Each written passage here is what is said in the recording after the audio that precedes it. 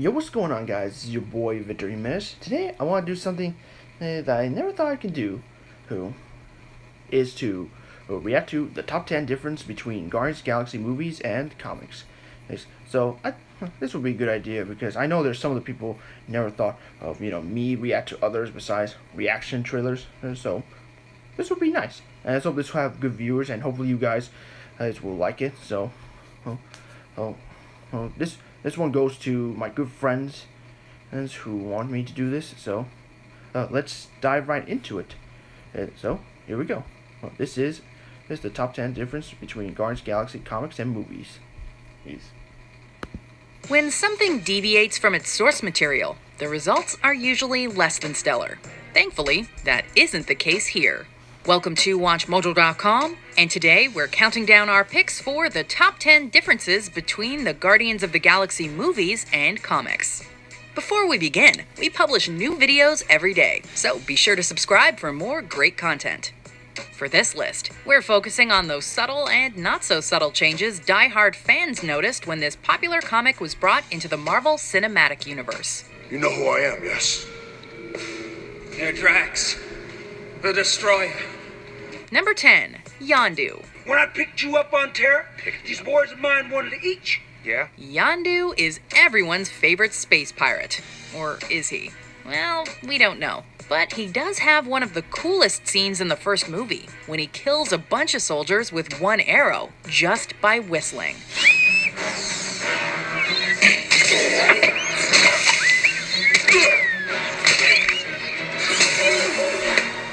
In contrast, the Yondu of the comics has a sense of nobility to him, and actually has a bow to fire off the sound-sensitive Yaka arrows.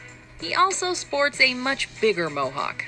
But it's not just the weapons that were different from medium to medium. The character's origin also changed.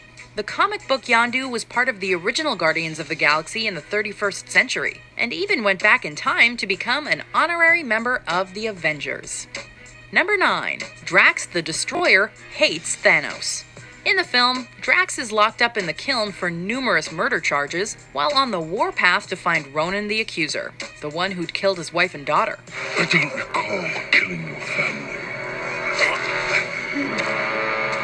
I doubt I'll remember killing you either. In fact, that's his motivation for most of the film, and he does ultimately get the chance to enact his revenge on the antagonist. However, in the comics, it's Thanos who kills Drax's family, and even Drax himself, thus serving as the primary motivation for Drax to destroy Thanos upon his resurrection. But we'll get to that later. Who? Number 8. The origin of Gamora. Gamora, surgically modified and trained as a living weapon. Gamora, Thanos' favorite adopted daughter, has her own vengeance to enact, and it's on Thanos himself. Gamora knows that Thanos was responsible for the death of her family when she was young, so her betrayal is warranted, and the fact that she eventually joins the Guardians of the Galaxy makes perfect sense. I'm no family to Ronan or Thanos. Well, that's how it all pans out in the movie anyway. In the comics, she's unaware that her father is a monster. She thinks he's not inherently evil. Of course, when she's sent on a mission by Thanos, Gamora finds out the truth the hard way. Number 7. Nowhere. What is it? It's called Nowhere. Nothing makes you feel more at home than being inside the giant severed head of an ancient celestial being. The first Guardians of the Galaxy film barely touches on Nowhere's origins or capabilities, and presents it primarily as an abstract city of sorts, as well as the home of the Collector's Museum. How wonderful to eat in the flesh. The comic delves into the significance of Nowhere much more, and it eventually becomes the base for the Guardians, for a time. Inside the head, there's something called the Continuum Cortex, which allows the Guardians to travel anywhere in the universe. Number 6. Ronan the Accuser. It's hard to picture Ronan the Accuser as a good guy, especially after watching him try to destroy a whole world. And having a menacing name like that doesn't help his case either. He does eventually join the good guys in the comics, but he starts out as a judicial officer for his race, and sometimes that means clashing with the Guardians and Avengers in the name of justice. In the film, however, he's power-hungry, and thinks he's stronger than Thanos. Also, he's just sort of an ass. Then Thanos, I'm coming for you. Number 5. Drax's sense of humor. Metaphor. Sorta. Drax is one of the funniest characters in the first Guardians movie, which is ironic as he's completely literal and doesn't really understand humor. This is because his race is generally primitive in nature, and as such, hasn't been exposed to other races and their ways of life. However, his time with the Guardians slowly helps him understand new customs. On the other side of things in the comics, by the time Drax joins the Guardians of the Galaxy, he's already quite witty and sarcastic, and it definitely shows with some of the interactions he has with his friends and enemies alike. This dumb tree, he is my friend. And this green whore, she too. Oh, you must stop! Number 4. The origin of Drax the Destroyer. You know who I am, yes? You're Drax, the Destroyer. Despite his primitive, non-human race in the movie, Drax is human in the comics, or at least he was. He was born under the name Arthur Douglas, and was just your ordinary saxophone-playing real estate agent family man with a loving wife and daughter. But that all changed when Thanos came to Earth and killed Arthur and his family to keep his presence a secret. However, Heather, Arthur's daughter, actually turns out to be alive, and later becomes the hero known as Moondragon, while Arthur is eventually resurrected with a body fashioned from the soil of Earth by Thanos' father and grandfather, coming to be known as Drax the Destroyer. Number 3. The Kiln. There's no denying that the Kiln, the prison the Guardians are sent to, in the movie at least, is a scary and intimidating place.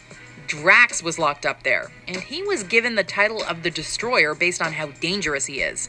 The comic version of the prison, however, is a far more dangerous and menacing place. In fact, barely anyone survives in there, with a mortality rate of 99.999%. Yeah, those aren't great odds. The prison also serves as a way of generating power for distribution to neighboring worlds. Number 2. The origin of Star-Lord. It's not often that a superhero movie completely skips its star's origin story, but in the first Guardians film, we never learn how Peter Quill becomes Star-Lord. He's just the famous outlaw no one's heard of. Who? Star-Lord, man. Legendary outlaw. Sure, we get a glimpse of his childhood, but it jumps ahead without explaining how he got his name, other than he was abducted and raised by the Ravagers. In the comics, we learn that his father was a Spartoy emperor. After aliens kill his mother, Peter gets a job at NASA and sets out into space for revenge. However, he realizes that's not what his mom would have wanted, and ultimately seeks out his destiny under the name Star-Lord. You got issues, Quill. Number 1. The formation of the Guardians. Bunch of jackasses standing in a circle. You've probably guessed by now that the Guardians in the movie aren't the original team from the comics.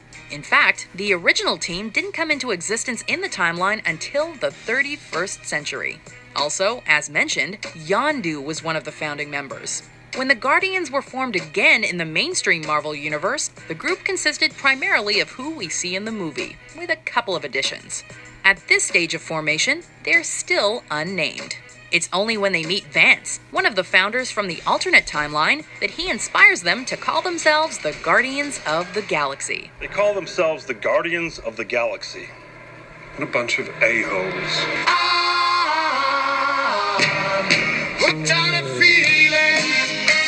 Do you agree with our picks? Check out these other great clips from Watch Mojo and subscribe for new videos every day. Okay, that was great information and differences between both comics and movies. So, there's nothing wrong with the changes, you know? Well, but I did learn the fact that it's true that Yondu is supposed to be the one of the original founders of Guardians of the Galaxy. Okay. And now, we'll see if this goes well, the third installment, and the fourth, if the fourth installment will be New Guardians of the Galaxy. In a sensible way.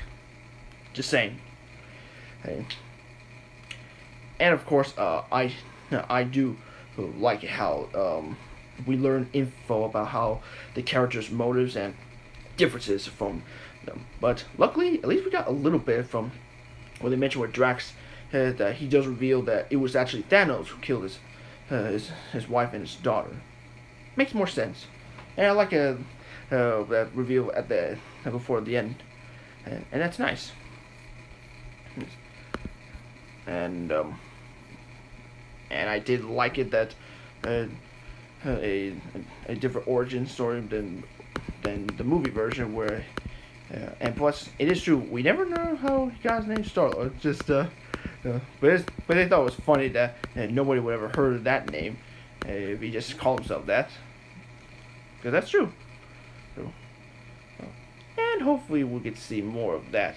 And if this video goes well, hopefully I do more of that comment sections for the difference between movies or comics or some of things. Either way, but still, that was a great topic. If you guys like this video, please put a comment section below and write what you guys think. What was the difference you didn't know or you might have known, and of course, if follow me on Twitter and YouNow, and you can look more at the continent. And if you guys like this video, you can click right there and get victimized.